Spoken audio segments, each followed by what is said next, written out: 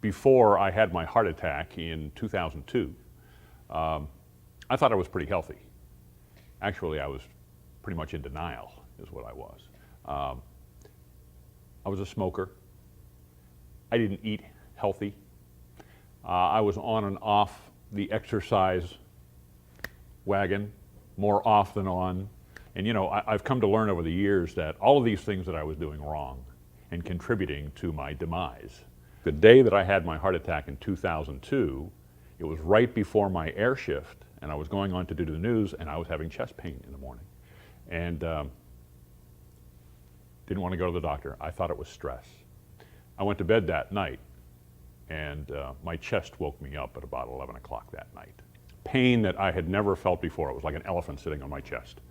And all I wanted was for the pain to stop. And they were giving me morphine in the emergency room to deaden the pain. That wasn't even helping. Eventually, once they got me into the cath lab and opened that blockage up, immediately the pain went away and I felt great. And I started exercising, eating right. But despite that fact, even though I was losing weight and I was doing all the right things, because I was prone to restenosis, every 3 to 6 months, I would be back in the hospital to get another stent. 6 stents, 2 brachytherapy procedures where they burn away the scar tissue. That didn't even help. So eventually I had triple bypass surgery.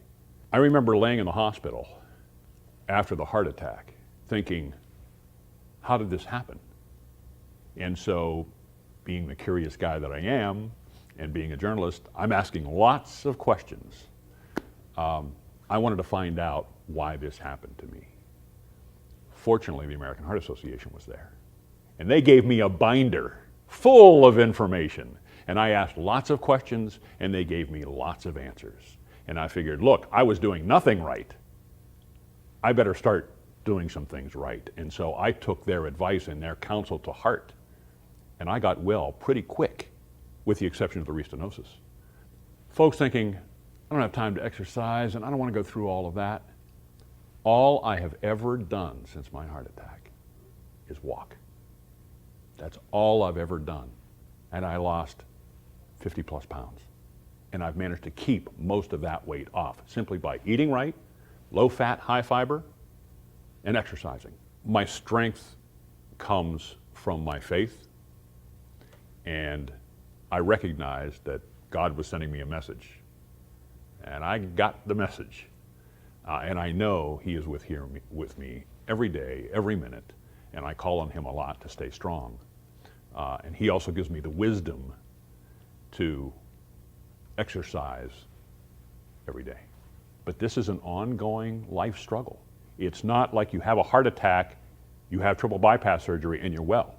This is an ongoing thing.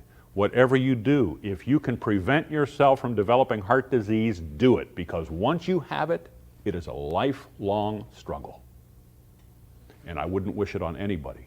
But this is what I do wish for. That people who are at risk, if you are not exercising, if you're in a high-stress job, if you work odd shifts, if you don't eat healthful, low-fat, high-fiber, consider making life changes. Because once you develop heart disease, you'll have it for the rest of your life, and it's something that you'll have to deal with until you meet your maker. Just take that from my heart to yours, that you really need to step up. And if you don't do it for yourself, do it for your loved ones. Do it for your wife, do it for your children, do it for the people who love and care about you.